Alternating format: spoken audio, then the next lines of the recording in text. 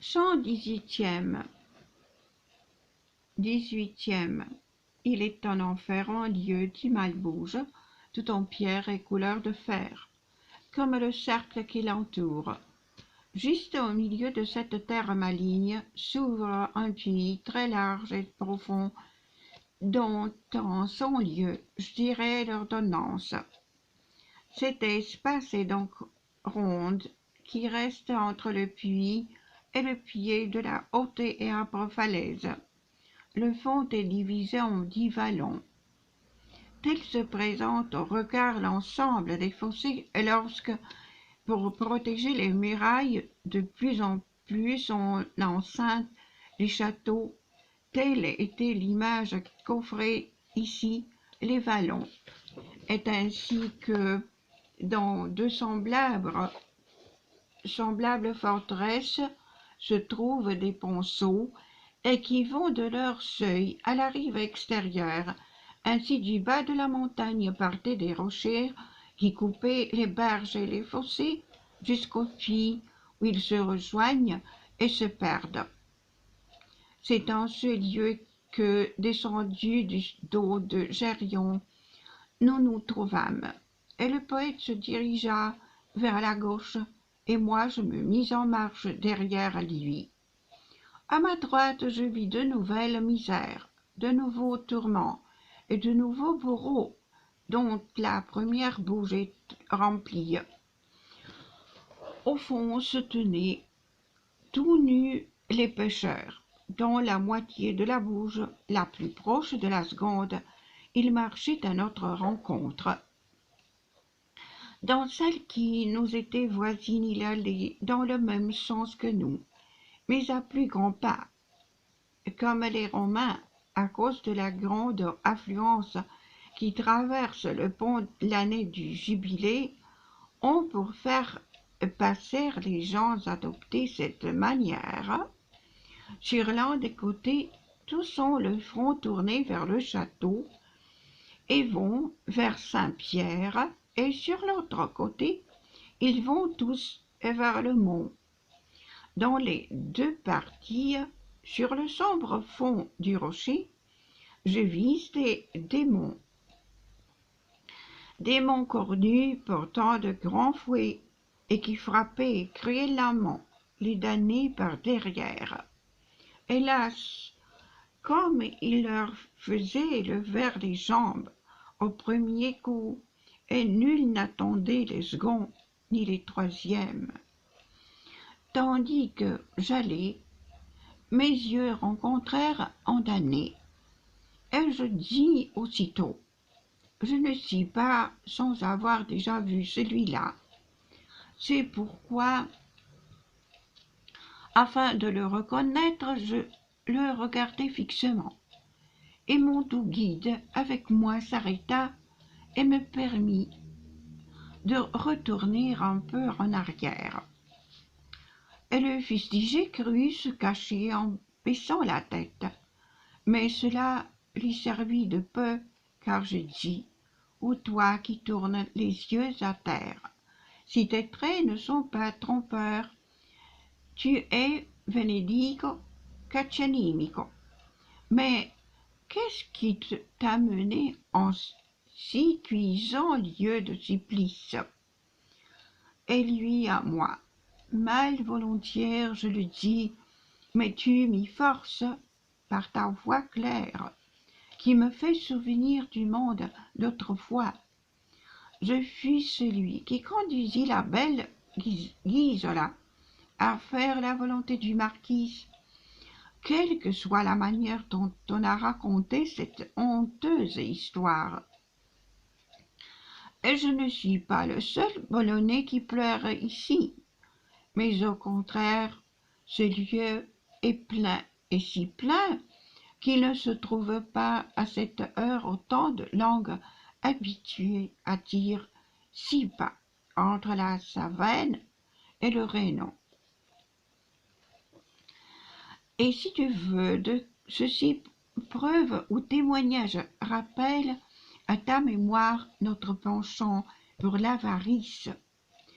Comme il parlait, un démon le frappa de son fouet et dit: Va, Réphiant, il n'y a pas ici de femme à vendre. Je rejoignis mon compagnon. Après peu de pas, nous parvîmes là où un rocher surgit de la falaise.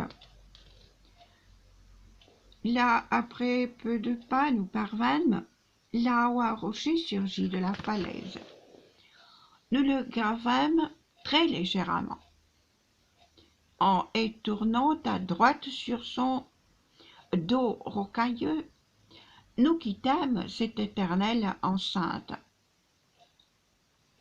Quand nous fûmes là où le rocher s'ouvre par en dessous pour donner passage aux fustigés, le guide dit: Arrête-toi et fais en sorte que de ton regard frappe le visage de ces autres mal-nés dont tu n'as pas encore vu la face, puisqu'ils marchaient dans le même sens que nous. Du vieux pont, nous regardâmes la file qui de l'autre côté venait vers nous et que le fouet également fait fuir. Le bon maître, sans que je lui demande, me dit: Regarde, ce grand qui vient et qui semble, malgré la douleur, ne répandre point de larmes. Quel aspect royal il conserve encore! C'est Iason, qui par son courage et sa sagesse priva la Colchide de la toison d'or. Il passa par l'île de Lemnos, après que les audacieuses femmes impies à tout leur mal eurent donné la mort. Là, par ses démonstrations et ses paroles dorées, il trompa Hypsipyle, la jeune fille qui auparavant avait trompé toutes les autres. Il abandonna enceinte et seulette. Une telle faute, un tel supplice le condamne, et il sert aussi de vengeance à Médée. Avec lui s'en va quiconque a trompé de la sorte, et qu'il te suffise de savoir ceci de la première vallée et de ceux qu'elle renferme et déchire. Déjà nous étions là où les trois sentiers avec la seconde chaussée se croisent, et de celle-ci les épaule une nouvelle arche. Nous entendîmes ceux qui gémissent dans l'autre bouge, qui de leur museau s'ébrouent et se frappent d'eux-mêmes de leurs paumes. Les parois étaient recouvertes d'une croûte de moisissure par l'exhalation d'en bas qui lâche collait et blessait les yeux et le nez. Le fond est si profond que l'œil ne parvient pas à y voir si on ne monte sur le dos de l'arche, où le rocher surplombe davantage. Nous y parvînmes, et en bas, dans la fosse, je vis des gens plongés dans une fiente qui paraissait venue des latrines humaines. Et tandis que moi je fouillais du regard là-dessous, j'en vis dont la tête était si salie de merde qu'on ne distinguait pas s'il était laïque ou clerc. Celui-là me reprocha: Pourquoi es-tu ainsi avide de me regarder plus que tous ces autres infects?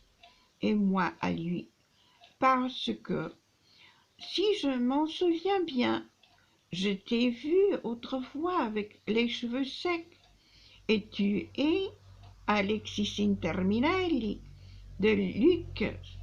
C'est pourquoi je te fixe plus que tous les autres. Et lui, alors se frappant la tête, ici-bas m'ont submergé les flatteries dont je n'eusse jamais la langue fatiguée. Après cela le guide: Fais en sorte, me dit-il, de pencher le visage un peu plus en avant, afin que tes yeux atteignent bien la face de cette fille malpropre et échevelée qui, là-bas, se griffe les ongles merdeux et tantôt s'accroupit et tantôt se tient debout. C'est Thaïs Laputain qui répondit à son amant quand il lui dit « Ai-je de grandes grâces à tes yeux, même de merveilleuses, et qu'ici nos regards soient rassasiés. »